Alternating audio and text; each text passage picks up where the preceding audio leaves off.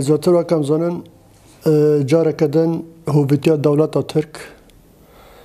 حکوم کجی خوا لدیجی اراده گل کرد او تایبت لدیجی گل می ازدی بردوامه هر مثلا دولت ترک و مثلا کرده مثلا گخوای دیرو که هی لب تایبت دمیم دبن دوی دامه سر هریما شنگال خانسور هاجی آرمان جخوای استراتژی هن دولت ترک ده دیرو که دا تم و تم هفگاله هاتی راستی کمکجی هاتی راستی سیاست قرکرنه هاتی همه ایرشن و منطقه تم و تم هفگاله می ازدی هات نست داف کرن لهر و هف ملتا پشتی هفتی سه فرمان دم 2014 دم هاو ایرشا شاندی سر شنگال به هزین تاری هزین پاشورو امنی هنز داعش و امنی دولت ترک و حوالبند و دستک دانه و هزه ایش سر گل شنگال کرن دم ایرسی هریما شنگال دکن ها جیوان آرمانش گیوان های برگو ملت توری کمنار دوی منطقه دار سر اولاخا سر چاند خامایی ملت توری کمنار هندی رو راتان آوین دا خواهی فاده دیگه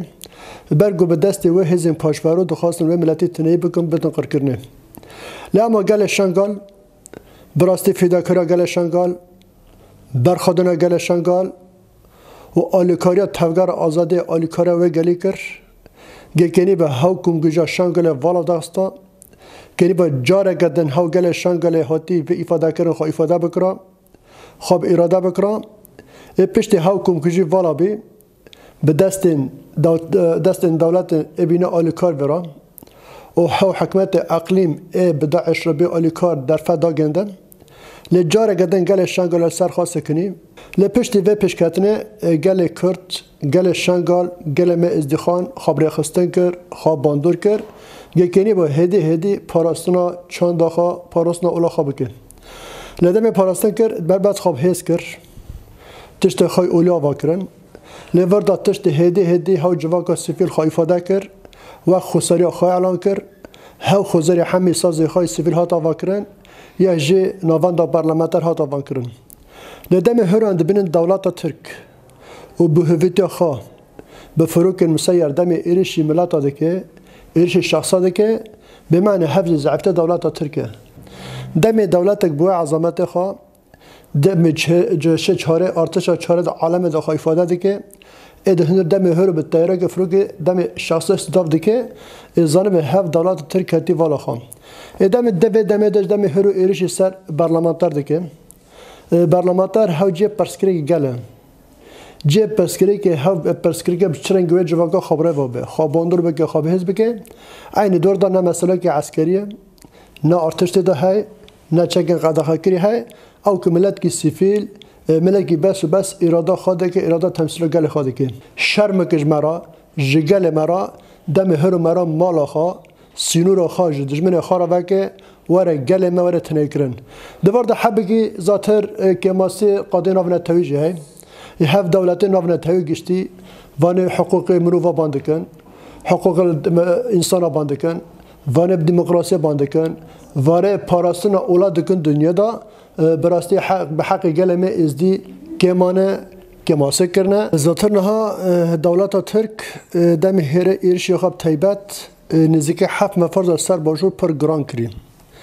هف جی هدف و داخازی و ارشه هف ارشه دولت ترک سر باشور بگشتی بکی سال 1993 دا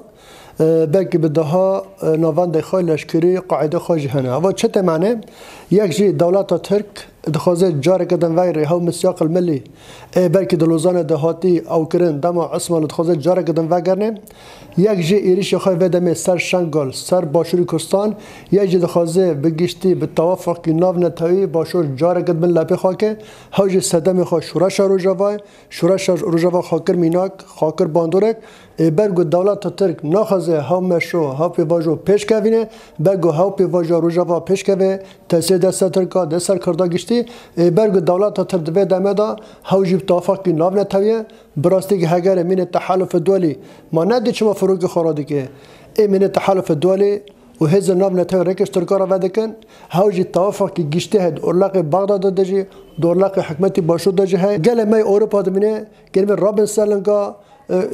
شرمزار بكن لكولانا بن متينكا شاكن لهمبري هف سياسات هوفنا لهمبري قال ماي شنغال وقال كرد جشتي. نحن جميعا نعلم أن الشعب الكردي هو شعب مقاوم رغم الانكسارات التي مر بها، ويبقى شعب مقاوم يتحدى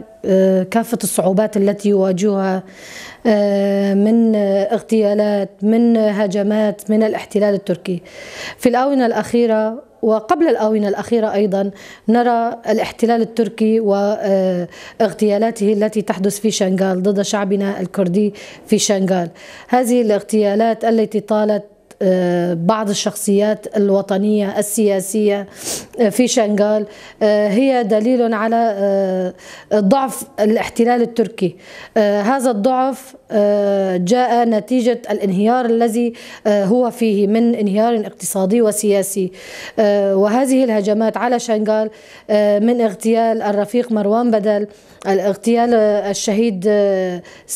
شكري سرحت، هذه الاغتيالات كلها تأتي في إطار كسر مقاومة شعبنا الكردي. يجب أن يكون هناك تحركات دولية للوقوف أمام هذه الاغتيالات وأمام هذا الهجوم الذي يقوم به الاحتلال التركي لكافة مناطق عموم كردستان بأربع أجزائها وشنغال خاصة،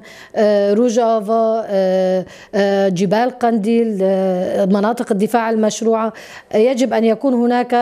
تحرك دولي للوقوف أمام هذه التحركات وهذه الاغتيالات والهجمات. نرى في هذه الاغتيالات مؤخرا الهجمات التي تطال المجلس المدني في شنغال، المؤسسات في شنغال. هل هذه المؤسسات هي مؤسسات عسكرية؟ ليست مؤسسات عسكرية. الاحتلال التركي يدعي بأنه يضرب المناطق العسكرية ولكن هو يضرب المدنيين. نحن كمجلس عوائل الشهداء في حلب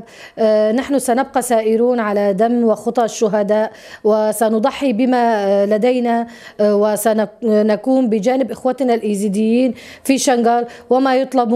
منا نحن حاضرون وجاهزون لمساندة إخوتنا في شنغال.